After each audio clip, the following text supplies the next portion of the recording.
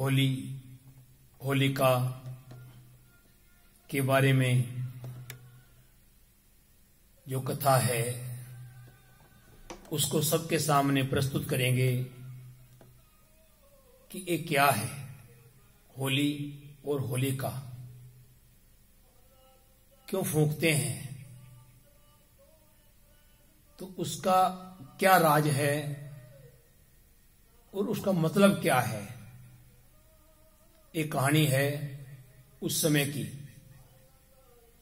होली को लेकर हिरण्यकश्यप और उसकी बहन होलिका की कथा अत्यधिक प्रचलित है। प्राचीन काल में अत्याचारी राक्षस राज हिरण्यकश्यप ने तपस्या करके ब्रह्मा से वरदान पा लिया कि संसार का कोई भी जीव जंतु, देवी देवता, राक्षस या मनुष्य उसे ना मार सके, ना ही वह रात में मरे और ना दिन में, और ना पृथ्वी पर, ना आकाश में, ना घर में, ना बाहर, यहां तक कि कोई शस्त्र भी उसे मार ना पाए। ऐसा वरदान ब्रह्मा जी से उसने प्राप्त कर लिया। ऐसा वरदान पाकर वह अत्यंत निरंकुश बन बैठा। हिरण्यकश्यप के यहाँ प्रहलाद जैसा परमात्मा में अटूट विश्वास करने वाला भगत पुत्र पैदा हुआ। प्रहलाद भगवान विष्णु का परम भगत था और उस पर भगवान विष्णु की कृपा दृष्टि थी और वो राम का नाम जपता था। तो इस वजह से जो उसके पिता थे उनको परेशानी हो रही थी, क्योंकि उन्होंने हर तरफ डर पैदा कर दिया था कि कोई परमात्मा नहीं है। क्योंकि जब इंसान के पास धन दौलत शोहरत आ जाती है, राज भाग आ जाते हैं, तो वो भूल जाता है परमात्मा को। उसके अंदर अहंकार पैदा हो जाता है और वो अहंकार ही उसका एक दिन सर्वनाश करने के लिए ऐसा सिस्टम बन जाता है।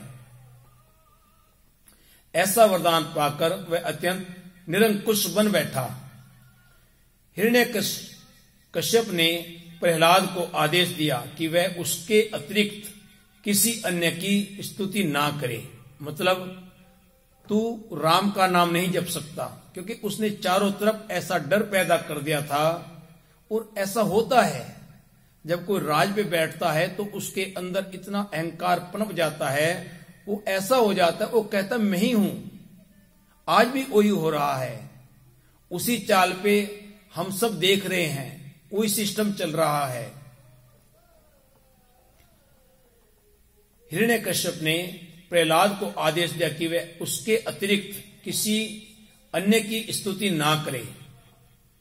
प्रहलाद के ना मानने पर हिरण्यकश्यप ने उसे जान से मारने पर उतारू हो गया। उसने प्रहलाद को मारने के अनेक उपाय किए, लेकिन वह प्रभु की कृपा से हमेशा बचता रहा। गुरु की कृपा उस पर हमेशा हर समय उसको बचाती रही। हिरण्यकश्यप की बहन होलिका को अग्नि से बचने का वरदान था। उसको वरदान में एक ऐसी चादर मिली हुई थी जो आग में नहीं जलती थी। हिरण्यकश्यप ने अपनी बहन होलिका की सहायता से प्रहलाद को आग में जलाकर मारने की योजना बनाई। होलिका बालक प्रहलाद को गोद में उठा जलाकर मारने के उद्देश्य से वरदान वाली चादर ओढ़ धूं धूं करती आग में जा बैठी। प्रभु कृपा से वह चादर वायु के वेग से उड़कर बालक प्रहलाद पर जा पड़ी और चादर ना होने पर होलिका जलकर वहीं भस्म हो गई, यानी समाप्त हो गई। इस प्रकार प्रहलाद को मारने के प्रयास में होलिका की मृत्यु हो गई। तभी से होली का त्योहार मनाया जाने लगा। तत्पश्चात हिरण्यकश्यप को मारने के लिए भगवान विष्णु नरसिंह अवतार में खंबे से निकलकर गोधूली समय, सुबह और शाम के समय का संधि काल में दरवाजे की चौखट पर बैठकर अत्याचारी हिरण्यकश्यप को मार डाला। तभी से होली का त्योहार मनाया जाने लगा। और भगत कबीर साहब जी ने एक शब्द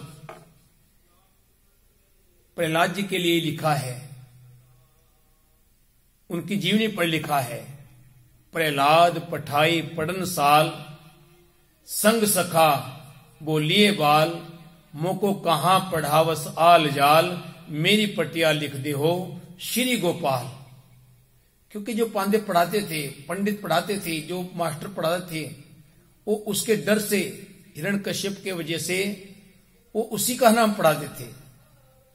तो प्रहलाद जी कहते हैं, ये मुझको क्या आल जंजाल पढ़ा रहे हो, मेरी पट्टी पर तो, मेरी तख्ती पर, जिसको हम पोंछ के ले जाते थे स्कूल में, मेरी पट्टी पर, मेरी फट्टी पर राम का नाम लिखो, मुझको कहां पढ़ावस आल जाल, मेरी पट्टिया लिख दो श्री गोपाल। मेरी जो पट्टी है, जो फट्टी है, जो तख्ती है, उस पर गोपाल का नाम, परमात्मा का नाम, वाहिगुरु का नाम लिखो। नहीं छोड़ो रे बाबा राम नाम, मुझको कहां पढ़ावस आल जाल, मेरी पट्टिया लिख दो श्री गोपाल। नहीं छोड़ो रे बाबा राम नाम, मेरो और पढ़न से नहीं काम। संडे मरके कहो जाए, प्रहलाद बुलाए बेगताए, तू राम कहन की छोड़ बान, तुझ तुरंत चढ़ाओ मेरो कहो मान।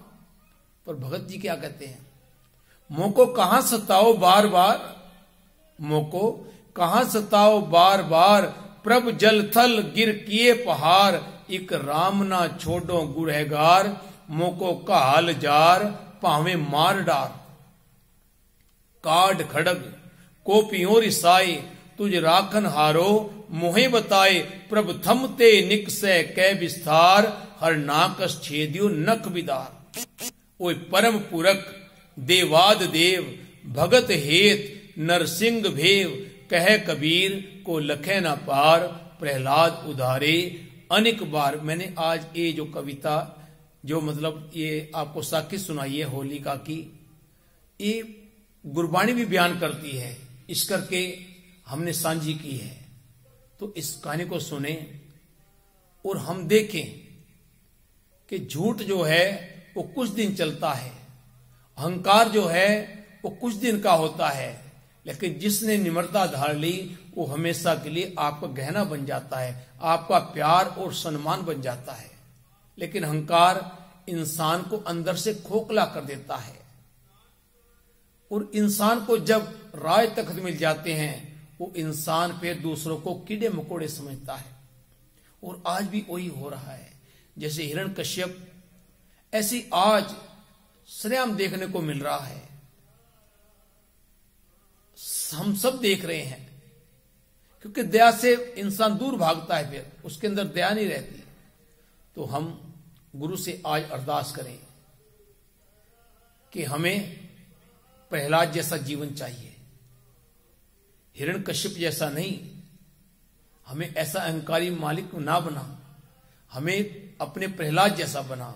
राम जपो जी ऐसे ऐसे, ध्रुव प्रहलाद जपियो हर जैसे। सब संसार को, आल वर्ल्ड को होली का दहन और होली महल्ले की फाग की लख लख बधाई और लख लख खुशियां।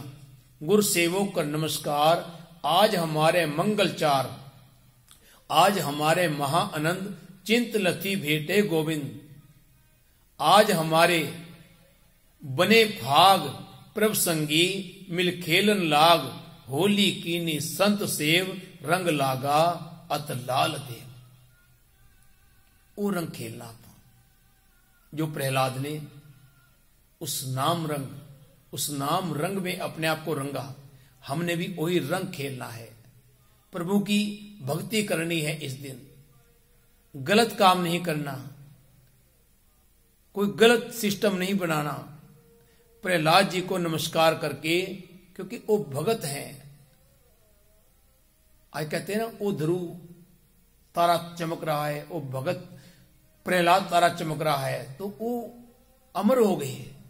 उन्होंने भक्ति की, परमात्मा की सच्ची भक्ति की, जो कहते आद सच जुगाद सच है भी सच, नानक होसी भी सच। फिर सबको, हम सबको मुबारक होली और फाग और होला महला हम सब मिलकर मनाएं। वाहिगुरु जी का खालसा, वाहिगुरु जी की फतेह।